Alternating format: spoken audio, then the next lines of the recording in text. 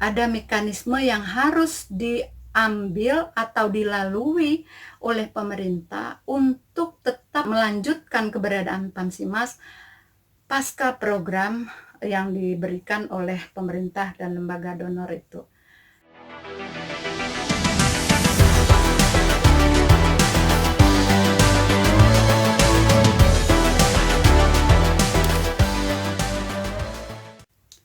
Assalamualaikum warahmatullahi wabarakatuh, teman-teman praktisi dan pemerhati pemerintahan dan kebijakan publik.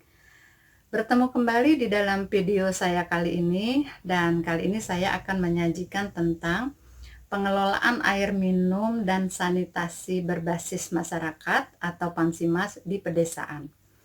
Video ini sengaja saya sajikan kepada para praktisi dan pemerhati Pansimas, mengingat banyak sekali pertanyaan yang dialamatkan terkait dengan bagaimana keberlanjutan Pansimas pasca program bantuan pemerintah dan donor yang akan berakhir di tahun 2020. Nah, sebelum saya mengulas lebih jauh tentang keberlanjutan Pansimas, saya ingin menyampaikan atau menyajikan kepada para praktisi dan pemerhati Pansimas tentang tripartit pemberi pelayanan, baik itu di negara maju maupun di negara berkembang. Ini penting saya sampaikan karena memang untuk membandingkan bagaimana pemberian pelayanan yang semestinya dilakukan di masyarakat, sehingga memang keberlanjutan Pansimas ke depan mempunyai rambu-rambu yang kuat bagi para pengambil kebijakan. Baik, saya akan coba menjelaskan tentang pemberi pelayanan di negara maju itu. Nah, para pemerhati dan praktisi pemerintahan, kita mengenal ada 3 komponen besar penyedia layanan, yaitu ada pemerintah, ada masyarakat, dan ada swasta. Pemerintah, masyarakat, dan swasta kita menyebutnya dengan tripartit pemberi pelayanan. Kalau kita gambarkan mungkin bentuknya semacam piramida seperti ini. Nah, di puncak ini, pada sisi puncak ini kita gambarkan sebagai pemerintah, kemudian sisi sebelah kanan adalah masyarakat, dan sisi sebelah kiri adalah swasta. Kemudian apa peran dan fungsinya masing-masing dari tripartit ini? Kita lihat pemerintah. Secara konsep pemerintah itu sebetulnya dalam pemberian pelayanan dia hanya berfungsi 2, yaitu fungsi pengaturan, membuat aturan, yang kedua melaksanakan urusan yang bersifat urusan publik. Kemudian swasta, fungsinya apa? Swasta adalah menyediakan barang dan jasa yang sifatnya privat. Nah, masyarakat fungsinya apa? Masyarakat menyediakan barang dan jasa untuk pemenuhan komunitas tertentu, dan masyarakat menjadi kontrol sosial. Jadi punya 3 pemberi pelayanan tripartit yang punya fungsinya masing-masing, dan tentu fungsi ini tidak bersinggungan antara satu dengan yang lain. Nah, apa itu fungsi pengaturan dan pelayanan publik? Di dalam banyak literatur, pelayanan publik itu adalah pelayanan yang diberikan oleh pemerintah untuk memenuhi kebutuhan dasar warga negara. Dan biasanya urusan publik itu tidak berbayar.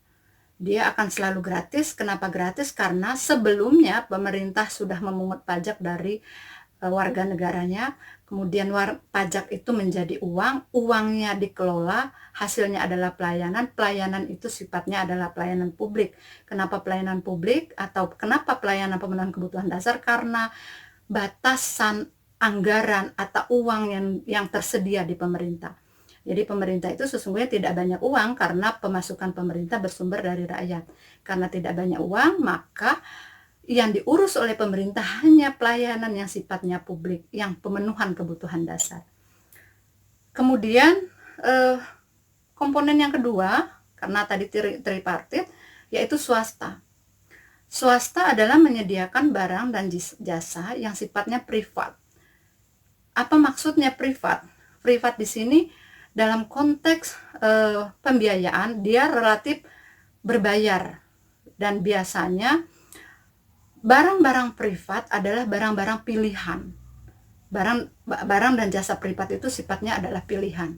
Artinya ketika kebutuhan dasar itu sudah dipenuhi, tetapi kemudian warga negara ingin meningkatkan kualitas dari kebutuhan dasarnya, maka dia dapat memilih pelayanan yang diberikan oleh swasta. Saya contohkan, misalkan ini kita sedang berbicara tentang konteks air minum. Pemerintah sejatinya berdasarkan undang-undang atau dalam banyak literatur tentang kebutuhan dasar saat ini punya kewenangan penyediaan akses air minum bagi seluruh penduduk atau bagi seluruh warga negara. Itu pemerintah. Artinya mestinya masyarakat atau warga negara sudah semua terakses air minum. Nah, ketika semua warga negara sudah terakses air minum, sudah dapat mengakses air minum, kemudian warga negara ingin mendapatkan mutu lebih dari kebutuhan dasarnya, maka dia bisa memilih. Saya contohkan misalkan Aqua ya. Jadi Aqua itu adalah barang privat yang disediakan oleh Aqua ya. Dan warga negara bisa mengakses atau membeli atau memenuhi kebutuhan air minum dengan Aqua tadi, tapi harus berbayar. Kenapa? Karena dia adalah pilihan. Pilihan maksudnya masyarakatnya sesungguhnya sudah punya air minum, tapi karena dia ingin mutu lebih atau dan lain-lain, maka dia bisa membeli Aqua ya untuk pemenuhan. Dan ini sifatnya privat, sekali lagi privat, dan privat biasanya memang harus berbayar. Atau contoh lain misalkan tentang barang privat ini, jalan tol dan jalan biasa. Ketika saya ingin ke Bogor ya, posisi sebetulnya ke Bogor itu tersedia jalan biasa dan tersedia jalan tol. Saat saya akan ke Bogor berarti saya punya dua pilihan, bisa lewat jalan biasa. Kalau saya tidak ingin berbayar, saya bisa lewat jalan biasa. Tapi kalau saya kemudian punya uang, ingin cepat, aksesnya cepat dan lain-lain, maka saya bisa lewat jalan tol. Jalan tol disediakan oleh swasta, jalan biasa disediakan oleh pemerintah. Jalan biasa adalah publik, jalan tol adalah privat. Ini bedanya. Nah, tripartit yang ketiga adalah masyarakat. Masyarakat itu sesungguhnya adalah fungsi utamanya sebagai kontrol sosial terhadap pelayanan yang diberikan, utamanya yang diberikan oleh pemerintah. Tetapi masyarakat juga sesungguhnya bisa menyediakan barang dan jasa untuk komunitasnya dia, pada komunitas tertentu di masyarakat itu. Nanti kita lihat dengan contoh Pansimas. Nah, ini tripartit ini sekali lagi harus berjalan di dalam setiap sendi kehidupan masyarakat, dan tentu saja mempunyai peran masing-masing yang tidak boleh satu dengan yang lain saling bergesekan. Para praktisi dan pemerhati Pansimas, sekarang kita coba masuk dengan bagaimana keberadaan Pansimas saat ini. Untuk sekali lagi kita menuju keberlanjutan pasca program bantuan pemerintah. Nah, kita tahu semua bahwa Pansimas itu hadir di desa itu pada tahun 2008, pastinya dengan Pansimas, program Pansimas pertama. Pansimas ini adalah pemberian bantuan pemerintah dan donor yang diberikan kepada kelompok masyarakat di desa. Tahun 2008 itu dimulainya. Nah, masyarakat desa membentuk satu kelompok namanya kelompok kerja masyarakat. kelompok kerja ini menyediakan sarana prasarana, dan selanjutnya setelah selesai sarana prasarana, maka untuk operasionalisasi Pansimas itu dilakukan pengelolaannya oleh kelompok penyedia sarana air minum dan sanitasi atau KPSPAM. Jadi ada proses di mana ada hibah atau ada bantuan dari pemerintah dan donors diberikan kepada KPSPAM menyediakan sarana, dan selanjutnya diberikan kepada KKN menyediakan sarana untuk akses air minum, dan pengelolaannya dibentuk kelompok tersendiri namanya KPSPAM. Dan KPSPAM dalam banyak dokumen menjadi pemilik dari Pansimas itu sendiri. Nah, kalau kita lihat prosesnya, artinya saat ini sesungguhnya pemilik aset dan pengelolaan Pansimas dilakukan oleh KPSPAM. Kemudian, kenapa waktu itu diberikan kepada kelompok masyarakat, tidak kepada pemerintah desa? Kita tahu tahun 2008 desa masih sebagai community, belum sebagai pemerintahan.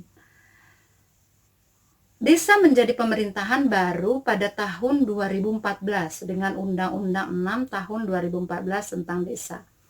Jadi memang tidak mungkin diberikan kepada pemerintah desa karena Pansimasnya lebih dulu hadir sebelum undang-undang tentang pemerintahan desa. Nah, kalau hari ini atau saat ini Pansimas akan berakhir karena programnya akan berakhir, apakah kemudian pemerintah desa bisa serta-merta memiliki atau melanjutkan keberadaan Pansimas yang dikelola oleh KPSPAM agar sekali lagi menjamin keberlanjutan? Jawabannya tentu saja tidak. Ada mekanisme yang harus diambil atau dilalui oleh pemerintah untuk tetap melanjutkan keberadaan Pansimas pasca program yang diberikan oleh pemerintah dan lembaga donor itu. Saat ini terdapat 27.000 Pansimas yang dikelola oleh KPSPAM. By data dari 27.000 Pansimas atau KPSPAM itu terdapat kurang lebih 5.000 KPSPAM yang tidak berjalan secara efektif dalam pengelolaan Pansimas. Nah, untuk keberlanjutan Pansimas baik yang 27.000 atau khusus yang 5.000 tidak aktif, ada dua pendekatan atau dua strategi yang harus dilakukan. Yang pertama, khusus untuk 5.000 ya, saya ingin menyarankan khusus untuk yang 5.000 lakukan hibah dari KPSPAM kepada pemerintah desa. Kenapa harus hibah? Pertanyaannya. Kenapa nggak langsung diambil alih saja oleh pemerintah desa? Jawabannya adalah tidak boleh. Kenapa? Pemerintah desa hari ini memang punya anggaran dan punya urusan untuk mengelola air minum. Tapi ada syaratnya. Syaratnya adalah dia harus punyanya pemerintah desa. Jadi apapun itu untuk penggunaan APBDes, anggaran pendapatan dan belanja desa, syaratnya adalah harus miliknya desa. Kalau aset, maka dia harus miliknya asetnya aset desa. Oleh karena itu, agar menjadi aset desa, maka Pansimas itu harus dihibahkan oleh KPSPAM. Ini terhadap yang 5.000. Nah, baru setelah dihibahkan oleh KPSPAM kepada pemerintah desa, Pansimas itu menjadi asetnya pemerintah desa. Baru kemudian setelah menjadi aset, ditetapkanlah pengelola. Pemerintah desa bisa menetapkan kelembagaan pengelolaan Pansimas di pedesaan di bawah LPMD atau Lembaga Pemberdayaan Masyarakat Desa. Silakan dibentuklah lembaga seperti apa. Dan silakan setelah dibentuk diberikan anggaran untuk baik pengelolaan secara keseluruhan maupun bentuknya pemeliharaan. Tapi syaratnya sekali lagi harus ada hibah. Nah, yang kedua adalah bagaimana yang aktif. Apakah yang aktif ini bisa dibiayai dengan APBD untuk keberlanjutannya? Jawabannya adalah bisa. Baik yang aktif atau yang tidak aktif sesungguhnya bisa keberlanjutannya dilakukan dengan kerjasama antara pemerintah dengan pihak ketiga namanya. Ini ada mekanismenya diatur di dalam Peraturan Menteri Dalam Negeri Nomor 96 Tahun 2017.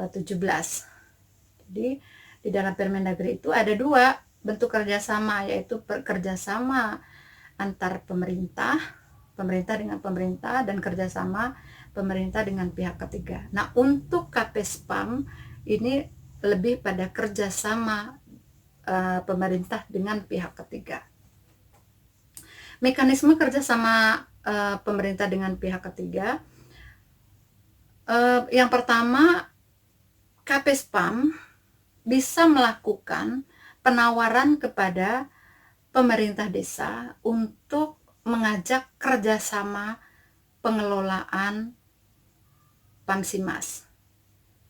Kemudian pemerintah desa merespon dan dilakukan musyawarah desa. Di dalam musyawarah itu ditetapkan hak kewajiban kedua belah pihak serta pembiayaan yang harus ditanggung oleh kedua belah pihak.